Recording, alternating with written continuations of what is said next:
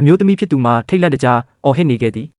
အမျိုးသားဖြစ်သူမှလည်းဇနီးတဲ့ကိုကဲတင်ရန်အသေးတန်ပြေးထွက်လာပြီးသူ၏ခွန်အားရှိသမျှအသုံးပြုကာဖားလောင်းတဖိုးကြီး၏အမိကိုလှမ်းဖမ်းခဲ့ရာနောက်ဆုံးတွင်ဆွဲထုတ်နိုင်ခဲ့သည်သို့သောထိုဖားလောင်းကြီးမှာဤမြလွယ်လွယ်နှင့်လက်လျှော့လိမ့်မည်ဟုမိသူကထင်ထားမိနီထိုမျိုးသားနှင့်ဖားလောင်းကြီးတို့၏တိုက်ပွဲမှာပုံမပြင်းထန်လာပြီးလူသွားလမ်းမှသည့်ဧကန်ထဲအထိရောက်ရှိသွားသည်အမျိုးသားဖြစ်သူကဖားလောင်း၏အမိကိုမြဲမြဲဆုပ်ကင်ထားနိုင်သည့်အတွက်အခြေအနေမှာတဖြည်းဖြည်းသူ့ဘက်သို့အသာစီးရလာသည်ရုတ်တရက်ဆိုသလိုသူသည်ဖားလောင်း၏ကိုယ်တွေကို180ဒီဂရီလှည့်ပတ်လိုက်ပြီးနောက်ပြတင်းပေါက်အပြင်ဘက်သို့အားကုန်လွှဲပစ်လိုက်တော်သည်သူတို့ဇနီးမောင်နှံ၏တင်းမာသောအကြည့်များအောက်တွင်ဖားလောင်းကြီးသည်လူသားကိုအနိုင်မတိုက်နိုင်တော့ကြောင်းသိသွားသဖြင့်ဆက်လက်မခုခံတော့ဘဲတတိုင်းပေါ်မှခုံကျော်ကာထွက်ပြေးလွတ်မြောက်သွားလေသည်တစ်ချိန်တည်းမှာပင်ပန်းချံ၏အခြားတစ်ဖက်၌မိန်းကလေးတဦးမှဖုံးပြောနေပြီးသူမအနားသို့ထိုတတဝါဆိုးကြီးတိတ်တဆိတ်ချင်းကပ်လာနေသည်ကိုလုံးဝသတိမထားမိပေ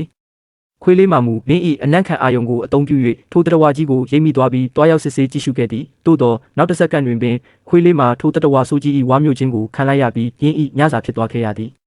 မိန်းကလေးသည်ခွေးချီကျိုး၏ထူးခြားသောလှုပ်ရှားမှုကိုသတိပြုမိသဖြင့်ပြန်ဆွဲကြည့်လိုက်ရာသူမ၏ခွေးလေးပျောက်ဆုံးနေသည်ကိုသာတွေ့လိုက်ရလေတော့သည်